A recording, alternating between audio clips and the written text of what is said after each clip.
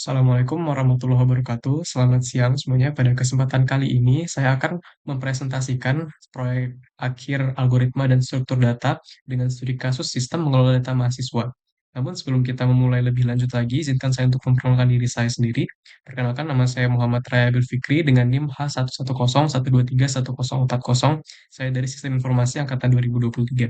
Jadi, saya di sini sudah mengembangkan sebuah sistem dengan berbasis bahasa pemrograman, yaitu sistem mengelola data mahasiswa, yang di mana sistem ini dapat saya kembangkan untuk membantu mempermudah pekerjaan dari dosen dan penanggung jawab lainnya yang berkaitan dengan pengelolaan data yang milik mahasiswa, seperti diantaranya menemukan nomor urut mahasiswa dalam satu kelas, yang kedua itu dapat mengurutkan nilai mahasiswa, yang ketiga menambahkan data mahasiswa, di mana menemukan nomor urut mahasiswa ini sistem dapat menemukan nomor urut mahasiswa sesuai dengan yang ada di dalam list. Yang kedua itu mengurutkan nilai mahasiswa, yaitu sistem akan mengurutkan data nilai mahasiswa dari yang paling rendah ke yang paling tinggi. Yang ketiga itu menambahkan data mahasiswa, yang dimana program dapat mengelola data mahasiswa seperti menambahkan, menghapus data dan melihat data yang terbaru.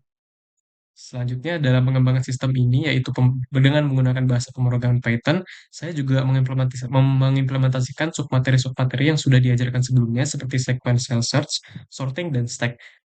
Sequential search di sini saya gunakan untuk menemukan nomor urutan mahasiswa, yang dimana dengan metode perulangan untuk menemukan data yang ada dalam list, dan apabila cocok data tersebut, maka akan disebutkan di return atau di print, sehingga disebutkan outputnya yaitu nomor urut mahasiswa sesuai dengan di input sebelumnya.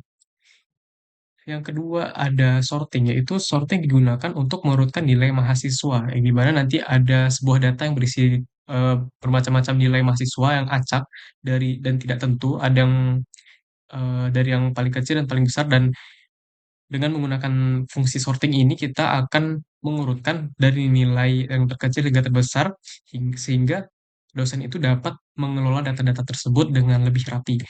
Yang ketiga ada stack, yang dimana stack ini berfungsi untuk menambahkan data mahasiswa, dapat menghapus data mahasiswa, dan dapat juga melihat data terbaru serta bisa exit juga dari program tersebut. Saya akan mencoba untuk mengimplementasikan secara langsung di Google Colab.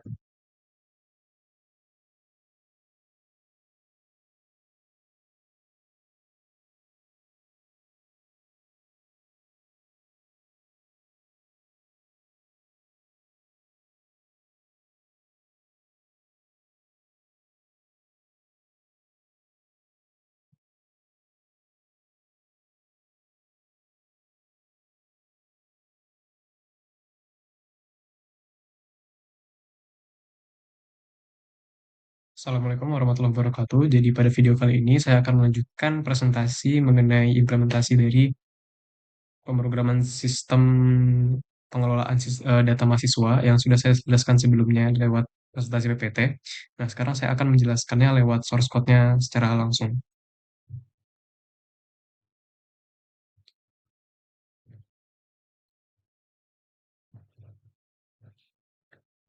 Pada bagian pertama itu ada bagian entrance atau bagian ucapan selamat datang, yang dimana ini juga mencakup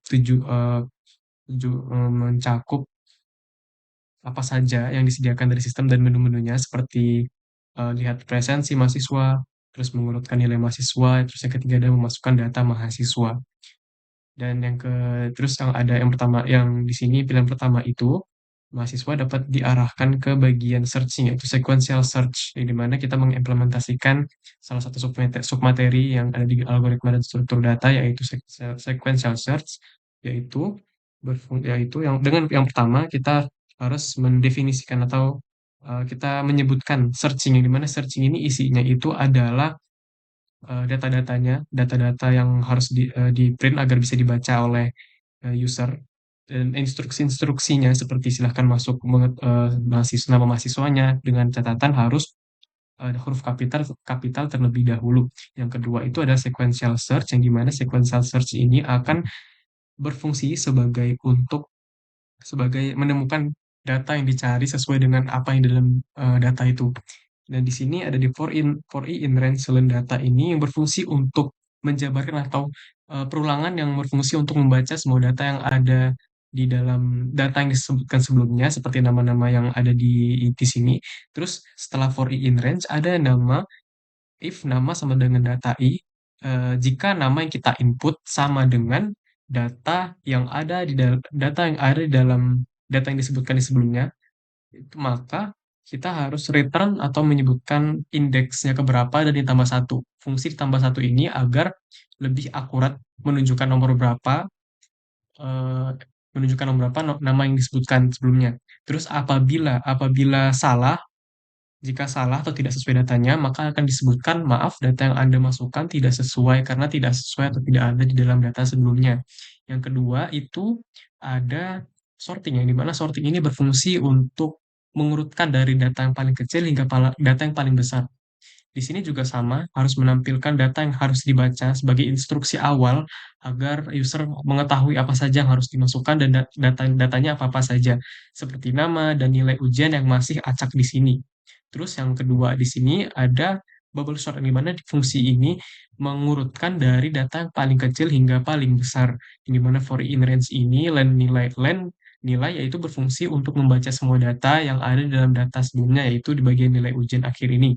Terus setelah disebutkan, kita bisa menampilkan proses dari perulangan-perulangannya, dan selanjutnya ada for j in range ini menyebutkan bahwa perulangan itu sedang mengurutkan data-datanya, dan di bawah for j in range ada jika nilai j, nilai sebelumnya itu, jika terdapat nilai yang besar dan nilai selanjutnya itu nilai kecil, maka yang di bawahnya nilai j dan nilai J tambah satu sama dengan urutan yang benar, yang dimana mengurutkan dari yang paling,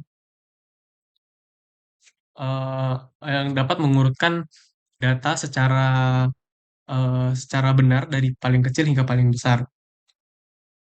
Terus setelah benar data yang diurutkan, maka mahasiswa dapat menyebutkan atau membuat sebuah output berupa nilai-nilai yang benar tadinya. Terus di sini pilihan ketiga itu bagian stack, yang dimana stack ini berfungsi sebagai untuk memasukkan data-data mahasiswa, yang dimana konsep stack ini merupakan konsep yang last in first out, yang dimana last in first out ini berfungsi juga sebagai untuk menginput data mahasiswa, mau itu menghilangkan data mahasiswa seperti fungsi pop, ataupun untuk push sebagai menambahkan dari eh, data-data mahasiswa yang mau ditambahkan sebelumnya. Di sini ada dev init, yang dimana sebelumnya di sini ada kelas stack, yang dimana sebagai penanda akan membuat sebuah stack, yang dilanjutkan dengan dev init self, yang dimana sebagai pemberi atribut dari susunan stack yang nantinya akan kita buat. Lalu yang di dalamnya ada dev kosong, dan seterusnya ada dev tambah, yaitu untuk menambahkan data di dalamnya, yaitu dan seterusnya ada dev hapus untuk menghapus data yang ada data sebelumnya, dan bisa juga melihat data terbarunya di dev lihat paling atas. Terus, nah di sini sudah mulai user diminta untuk menginput salah satu opsi dari ketiga pilihan ini, dari satu, dua, ataupun tiga. Nanti apabila pilih satu, maka dia akan bekerja sebagai mencari data yang dicari atau diinput oleh user. Contohnya seperti ini.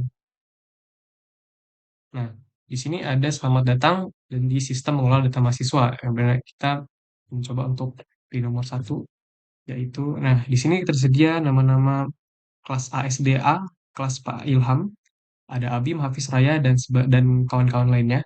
Yang dimana saya mencari nama Raya, nama saya sendiri. Saya berada di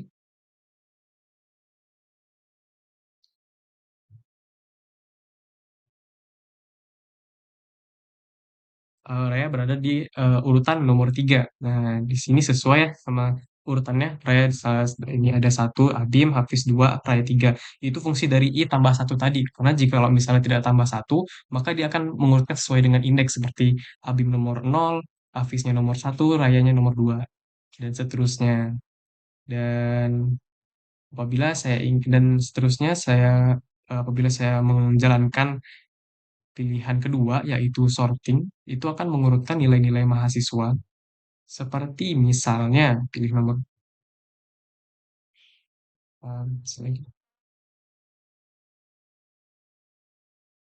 Misalnya kita pilih nomor 2.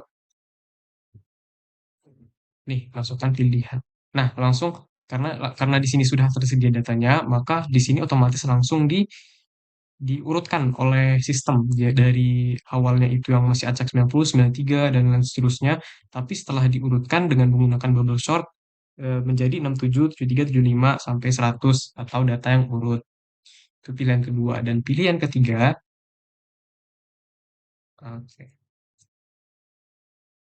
Pilihan ketiga kita coba pilihan ketiga. Nah, di sini kita bisa menambahkan data. Misalnya data, kita menambahkan pilih nomor satu. Kita menambah data raya misalnya. Terus kita pilih tambah data lagi.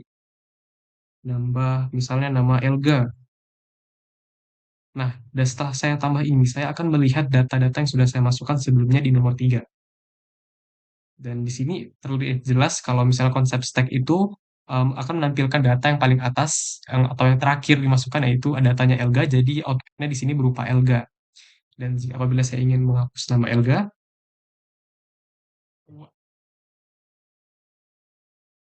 saya Elga. Nah, maka Elga akan dihapus dari data. Dan sekarang apabila saya ingin melihat datanya lagi, maka akan tersisa milik Raya. Dan saya keluar dari sistem. Sudah selesai. Seperti itu kurang lebih presentasi dari saya. Mohon maaf apabila ada kekurangan ataupun kesalahan dalam kalimat saya atau kalimat yang kurang berkenan. Mohon maaf apabila ada kekurangan. Eh, Terima kasih. Wassalamualaikum warahmatullahi wabarakatuh.